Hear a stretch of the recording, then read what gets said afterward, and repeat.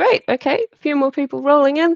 Hello again, everybody. Welcome to session 2 of Karthik's guest lecturer volunteer time with us.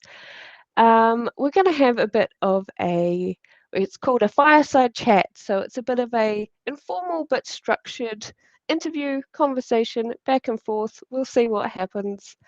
And we want to answer your questions and give you the insights that you're looking for with any experience or advice that Karthik or me have.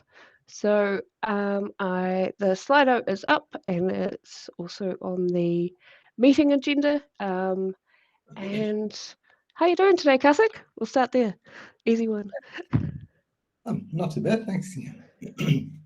Great. Okay, I'll start with a few questions that some questions we get. I can tend to predict them, but what, in your opinion, are the most sought after skills and expertise at the moment?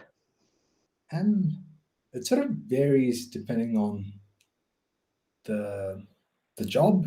So earlier we talked about some of the common dev jobs, like 10 or 11 different types of jobs. So really depends on the job title. But if you if you can do a bit of front end and back end, be it any language as a junior dev, I think that's something that can go a long way in your interviews when you're starting out. And certainly I see a lot of movement towards the cloud recently, which I was completely oblivious to until a few years ago. And yeah, so certainly if you've got AWS skills or Azure skills, that would be an added advantage to your front end or back end skills. Cool. I was just having a look at, I know Summer of Tech have collected some data on this, and I think 2021, the most sort of in-demand skill was security expertise, and 2022 it has indeed been the cloud and cloud knowledge and cloud infrastructure. I have a sneaking theory that every time that there's like a data breach, all the big companies are like, we need to tighten up security and hire security people, and then the same thing happens when they need to tighten their fiscal belt a bit. They'll be like, we need to run everything we do on less money, so we need more things in the cloud, so we need cloud people. So that's my running theory, that it goes back and forth that way. But I can definitely post up some more specific info that Summer of Tech's collected the data on about sort of core skills, being around agile and communicating and teamwork and problem solving. And then development is definitely AWS and Azure cloud. And funnily enough, the web development stack we teach, and then SQL, and then version controlling, like Git skills, and Python's actually next, which we cover if you're in our level 6 program. So it's something that we at Developers Institute definitely keep at the forefront of everything we're teaching. We're always looking for what are those things that people are looking for. That's another question we've got here. You mentioned having to upskill in the cloud a bit. What are sort of some specific things that you've had to upskill in more recently, and how did you do that? I can certainly talk about my experience starting out with cloud and sort of what led up to that point. So back in 2020, after the first level 4 lockdown, until then I was a contractor at BNZ, so I was one of the longest serving contractors at the point, like 6 years plus. And so I had 5 more weeks left in my contract, and I was confident that I would finish my contract, and I was prepared to look for a job after my contract finished. Because I've been in the bank long enough, I didn't think they would just abruptly cut my contract. But due to a series of restructures, my managers changed, my manager's manager changed, and it just so happened that they figured that they needed to cut some costs. So they cut the longest serving contractors first. Um, so whether or not I agree with it, that's a different story. But and so I lost my contracting gig like a few weeks before my term finished, and I was only in the market for like 2 weeks, and by the time I had been called back at BNZ and offered a permanent position. But in those 2 weeks, I went through a number of interviews, and almost without fail, every single interview focused on cloud skills, which I had I did not have at that point. And that was a bit embarrassing. There was sort of a wake up call, especially as a contractor. You need to be like prepared for like prepared for like new contracts and sort of be in the uh, be open to like learning new things and what's new and what's and that sort of thing. But I had missed that. So because I had gotten too comfortable at that point in time, 6 years running as a contractor. So yeah, so that's when I started learning AWS, and uh, the permanent job I got back at BNZ, fortunately, was sort of heavily reliant on AWS. So, until that point in time, we had hardly done any AWS work. So work that I was part of was a proof of concept for developing what we call serverless APIs in the back. And yeah, so I spent a good number of months upskilling myself, and yeah, like Udemy helped, YouTube helped, AWS documentation helped. Yeah. Oh, that's really good insight, and I like that. Even though you've been in the industry for quite a while, that it can surprise you that way. I can definitely see how contracting can it's definitely not as it's lucrative, but it's lucrative for a reason because you don't have the sort of job stability. And sometimes, yes, when businesses are restructuring, the contractors are the first to go. You mentioned things like Udemy and stuff. Um, Along with the cloud, is there any particular topics or online like credentials? Sometimes we sort of offer micro credentials or certifications that you would recommend for people at the junior developer level? Um, so with AWS, there's a number of different certifications that you can pursue. And I put a link to those certifications in one of my slides that I passed to you earlier. Awesome, I'll share that. Yeah, so like you can start with something called a cloud practitioner. So it is not super technical. You should be able to get through that exam in a week or so, and but they'll still go a long way when you start out as a junior. That you've demonstrated that you can learn something new and get qualified and all that. In practice, like when you go for interviews, like maybe after 2 or 3 years of having development experience, uh, that certification, in my opinion, is useless. But when you first starting out, I think that could be quite valuable. Yeah, I'd agree. I definitely think it sends a message to people potentially looking to hire you that you're interested in upskilling and broadening your horizons and furthering your own learning. And I always will argue if anybody ask me, I give the advice that like having just the basics, just some understanding, even of what something looks like or what something might be used for, is always going to serve you well. You know, it's always going to look better if you are even just like a programming language, if you learn what some Python looks like and what someone might use it for, you're going to definitely look more knowledgeable and more experienced than someone that goes, "What's that? I don't even know what language that is."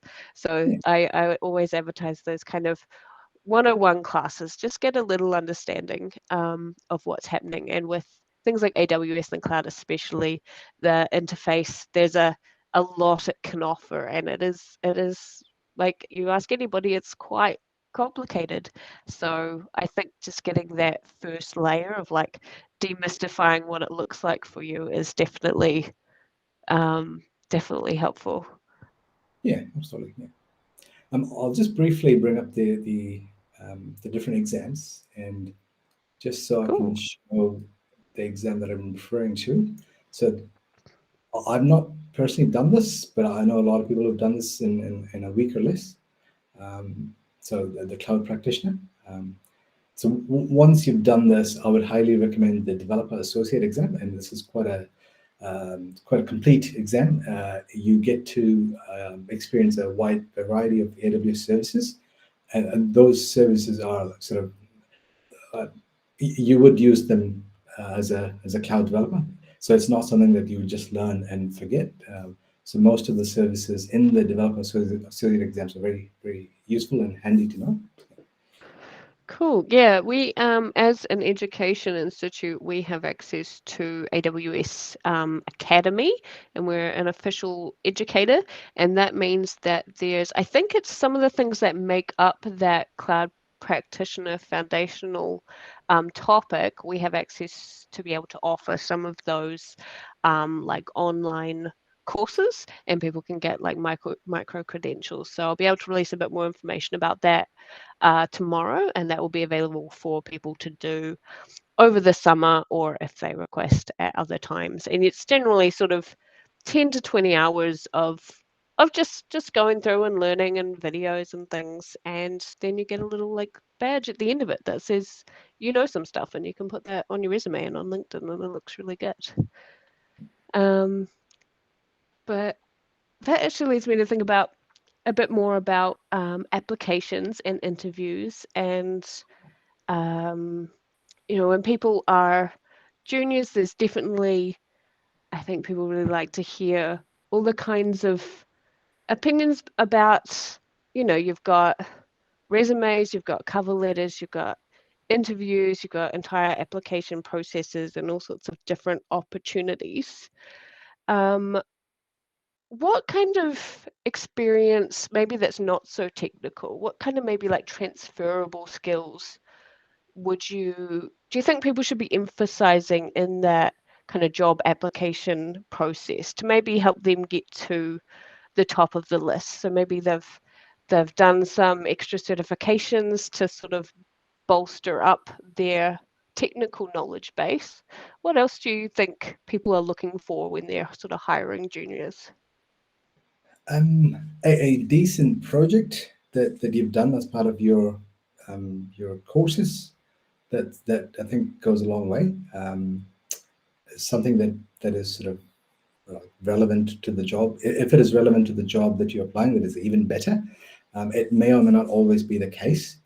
You might be doing, I don't know, some sort of web development project, but the job that you're applying for may not be web development. It could be something else.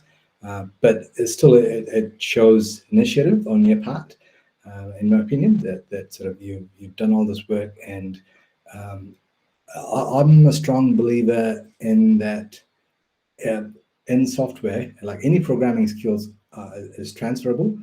Even when we interview people, not everybody thinks this way, but in my book, if you can code any programming language, right, I'd be happy to hire this person into my team, even if we're using a different programming language. So at the end of the day, the actual language does not matter. It's about problem solving, how you approach the problem, and those skills are transferable. And but having said that, like not everybody thinks this way. Um, More so in New Zealand, less so in America. Like in American jobs, like nobody really asked me about specific questions about a programming language. They were more concerned about a problem and how do you solve the problem. But in New Zealand, I find it the opposite. But yeah, whether or not it's the right approach, I don't know. But yeah. No, I definitely agree with you there. The consensus and feedback I get is that people are definitely much more interested in your general technical understanding in whatever your sort of stacks might be, and being able to apply that in whatever they use. Um, what about if people are, we have a lot of people that have changed careers and have come from completely different education and like industry backgrounds. And we emphasize a lot that that effective, you brought up problem solving and that sort of ability to learn. And like, I think that also kind of gets called being teachable, like being open to taking taking in the learning and using it and sort of thriving in that environment. But we also sort of teach that the communication things, so those teamwork elements or customer service from other jobs. Um, can you think of any other sort of transferable skills from other industries that people will be really looking for? Certainly, the communication skills that you mentioned, that's super valuable in a software development job, just like any other job. And like being a good team player, um, and having recommendations from your past employer on LinkedIn, so you can have LinkedIn recommendations. And I can't emphasize how valuable that can be as a junior developer. So yeah. Oh, that's really good to know. We'll have to get people on that. I like that one. What about job interviews, especially for at a junior level? Do you have any advice or thoughts on what people should be going into job interviews and doing or saying or how they should behave? To be honest, I've not really interviewed a lot of sort of junior candidates, so I um, I'm not 100% sure on what people expect. But what I would what I would expect from a candidate if I'm interviewing a junior person is that it's less about the language, less about a specific technical skill, and more about being able to communicate, and like being able to look people in the eye, ask questions. Sometimes when the interviewer asks a question, it's not always clear, but and some people do it deliberately to see if the candidate would actually query to see, oh, did you mean this or did you mean that? Because that's again quite a core skill when you're starting out, or at any point in time, really. So I would suggest ask questions if you don't understand something, and just generally communicate well, and present yourself well, and maybe don't swear like me during interviews. But yeah. I like that advice.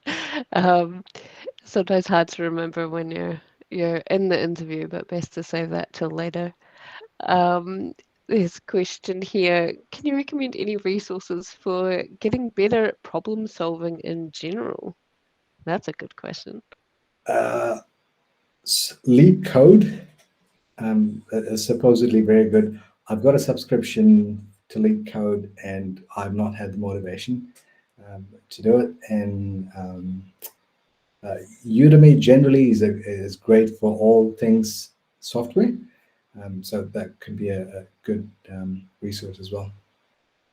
Yeah, I think I definitely agree with that. And there are a lot of um, sort of places on the internet where you can do code exercises and be working with those kind of problem solving skills. But I guess it also depends what kind of problem solving, whether it's more person orientated or teamwork or code that you're looking at that you want to improve.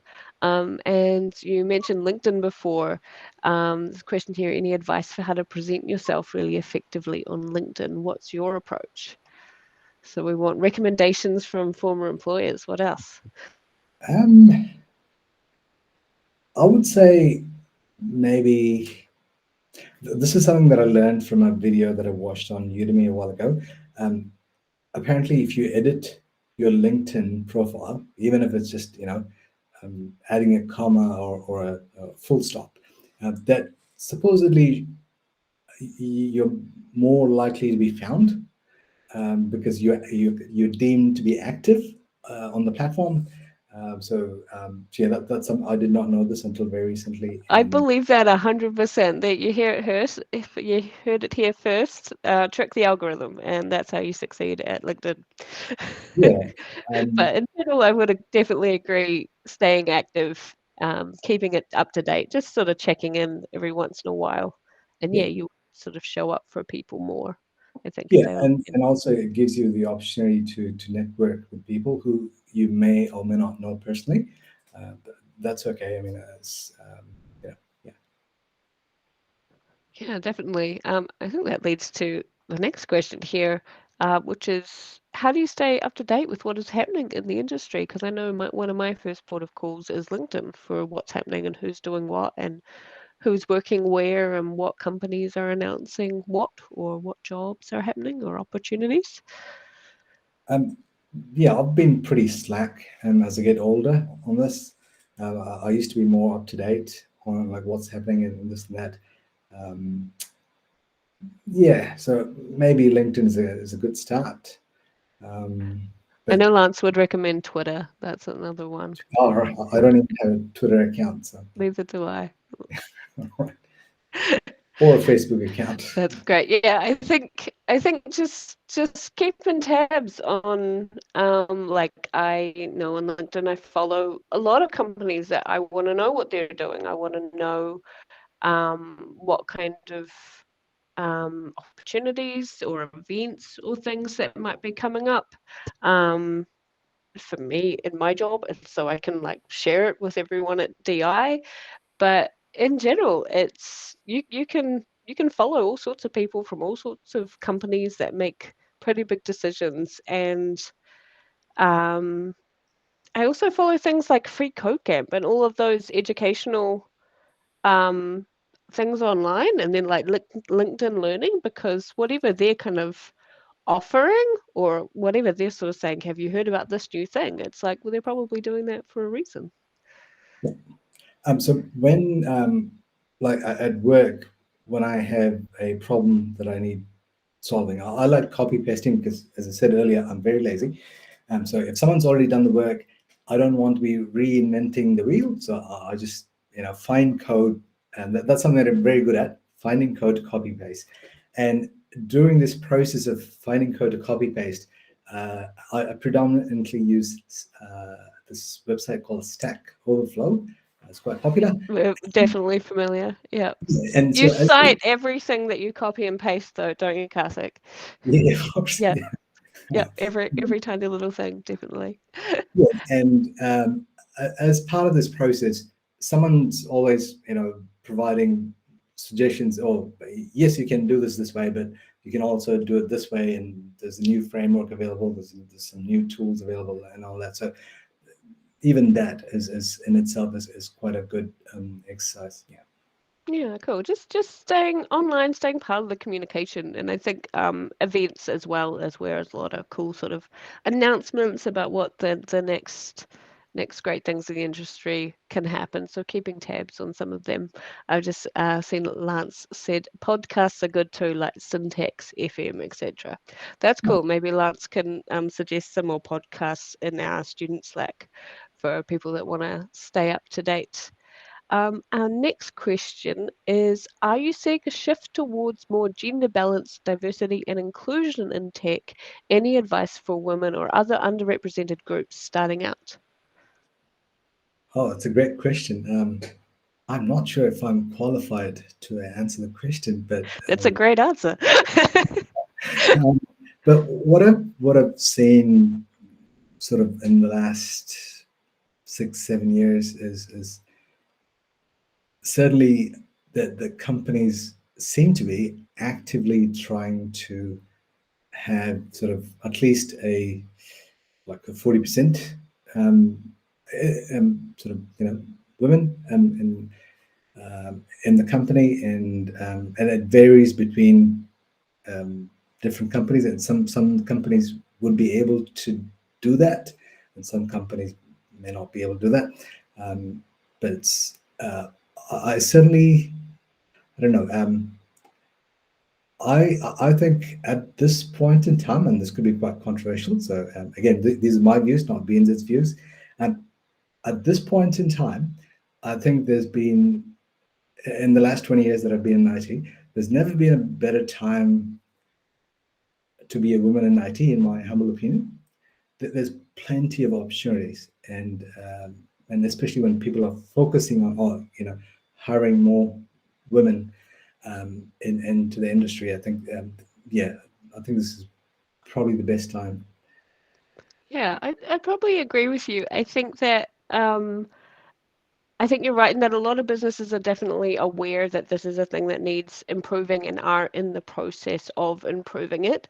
Sort of institutionalized, how their business may actually run, and who the people are that they're employing and putting into senior positions and things. Sometimes change can be slow and it sort of can be a little slower in practice. Um, but yeah, it definitely there's so many opportunities, and I think companies are slowly but surely getting better at keeping people and promoting these people and encouraging them more towards senior positions as well.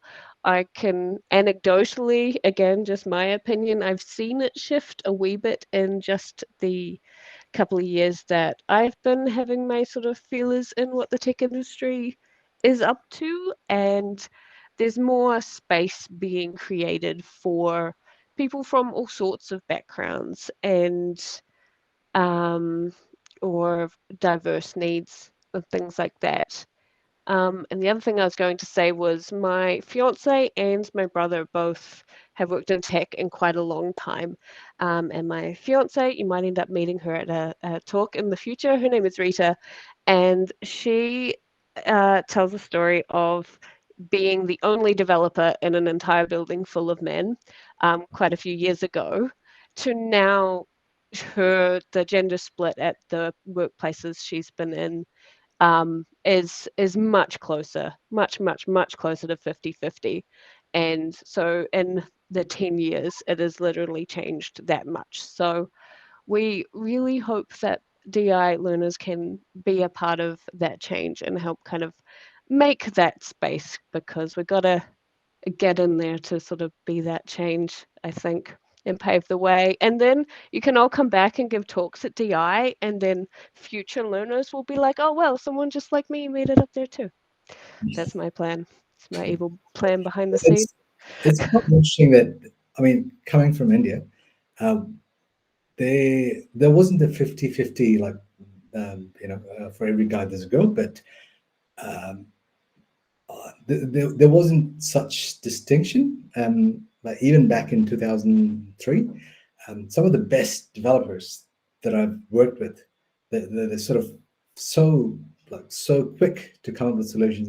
Like they've been women, and yeah, it was to me, it was a bit of a maybe a culture shock, for want of a better term. Like when I moved to America, and there were not many women developers. There were women testers, there were women business analysts, there were women product owners, but not many developers.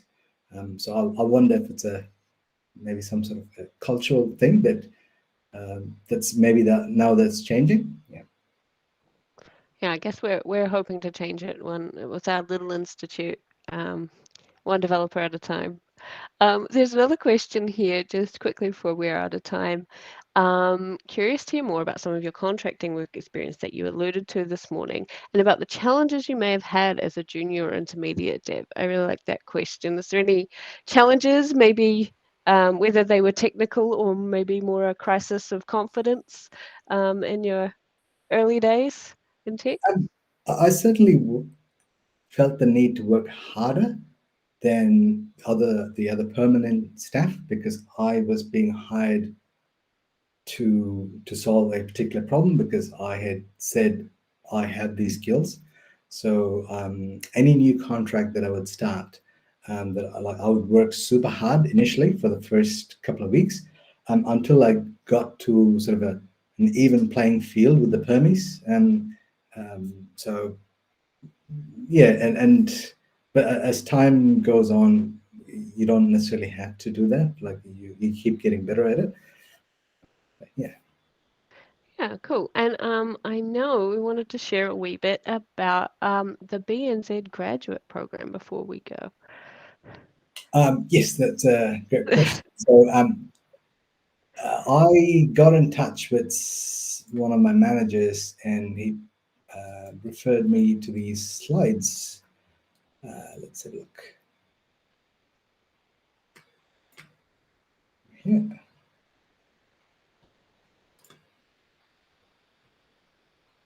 So BNZ, my information is just a few days old, so I may get some of this wrong, but really sorry if that is the case.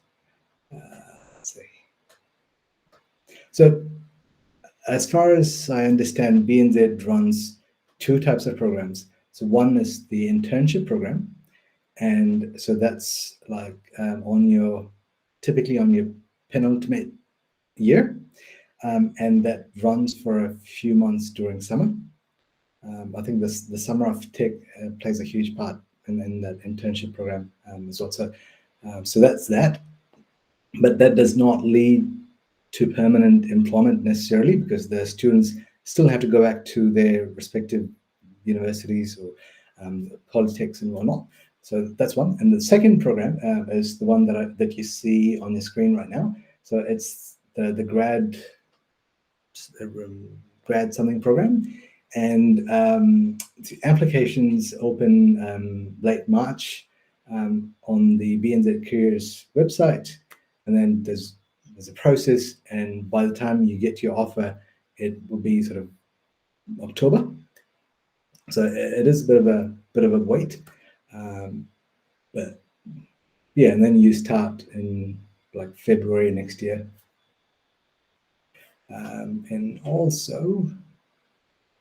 Yeah, so this slide's quite interesting. So in terms of this graduate program, so this does not apply to the internship program, just the graduate program.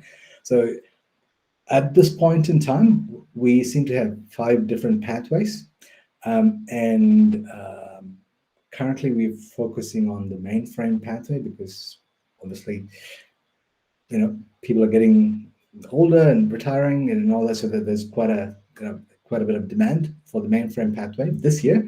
That may or may not be the case in the future years. So as a if you're successful and if you get hired for the job, so you you would be rotating between two of these pathways, and the pathway would be decided based on a combination of your preference and how you perform in your interviews, and this and that. So I think you do 5 months in one pathway and 5 months in the other pathway, and you'll be supported through um, through a buddy, and there'll be product owners, product managers, and everybody to help you. And so this is a permanent role, and yeah, so this means you've got a job, if that makes sense. Yeah, I wanted Karthik to bring this up because I know that we have a lot of current learners that are finishing up more towards the end of next year. And BNZ, like a lot of companies, do quite an early process for their sort of summer or January, February start grad roles. And BNZ does do an internship. They offer about 5 internships, and that's for more broad, like finance and economics. Obviously, they're a bank, but then they do about 30 tech um, placements every year. The pre-application, like the expression of interest for this, which would be the 2023 summer or starting like January 2024, that's open already.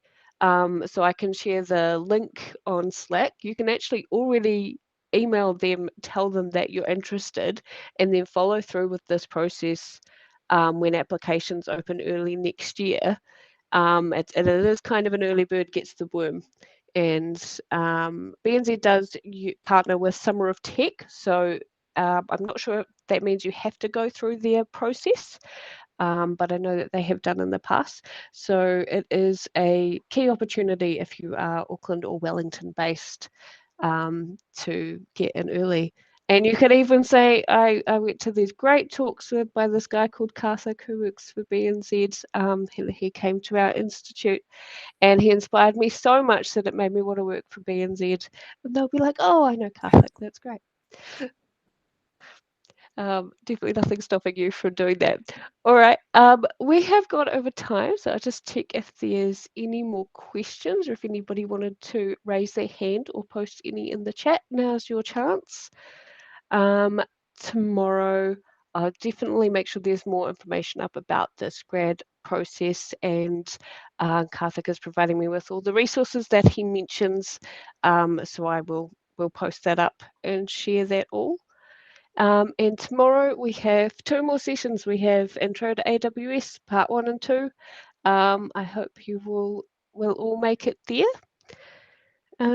Yeah, but thank you so much for joining us, Karthik. This is a really great opportunity that I hope people know that people like you work at BNZ, so that must be a pretty cool place to work. Yeah, BNZ certainly a great place to work. Goes without saying, especially since you're recording this conversation. But It's no gun to your head or anything. Another great session. Thank you. Thank you all for coming. I know you're all busy. You can hop back to it now and I'll stop this recording. Thanks, everyone. Have a happy Thursday. Bye.